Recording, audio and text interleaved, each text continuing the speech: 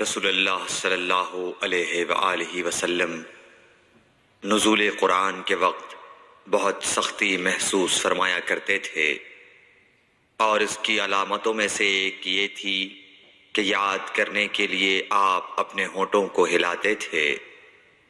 ابن عباس رضی اللہ تعالیٰ عنہ نے کہا، میں اپنے ہونٹوں کو ہلاتا ہوں جس طرح آپ ہلاتے تھے۔ سعید کہتے ہیں، میں بھی اپنے ہونٹ ہلاتا ہوں جس طرح ابن عباس رضی اللہ تعالیٰ عنہ کو میں نے ہلاتے دیکھا۔ پھر انہوں نے اپنے ہونٹ ہلائے۔ ابن عباس رضی اللہ تعالیٰ عنہ نے کہا، پھر یہ آیت اتری کہ اے محمد، قرآن کو جلد جلد یاد کرنے کے لیے اپنی زبان نہ ہلاؤ، اس کا جمع کر دینا اور پڑھا دینا ہمارا ذمہ ہے۔ حضرت ابن عباس رضی اللہ تعالیٰ عنہ کہتے ہیں، یعنی قرآن آپ صلی اللہ علیہ وآلہ وسلم کے دل میں جمع دینا اور پڑھا دینا ہمارے ذمہ ہے۔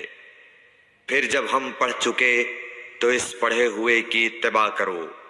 ابن عباس رضی اللہ تعالیٰ عنہ فرماتے ہیں، اس کا مطلب یہ ہے آپ اس کو خاموشی کے ساتھ سنتے رہو، اس کے بعد مطلب سمجھا دینا ہمارے ذمہ ہے۔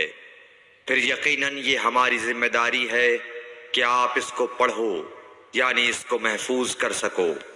چنانچہ اس کے بعد جب آپ کے پاس حضرت جبرائیل علیہ السلام وحی لے کر آتے تو آپ توجہ سے سنتے، جب وہ چلے جاتے تو رسول اللہ صلی اللہ علیہ وسلم اس وحی کو اس طرح پڑھتے جس طرح حضرت جبرائیل علیہ السلام نے اسے پڑھا تھا۔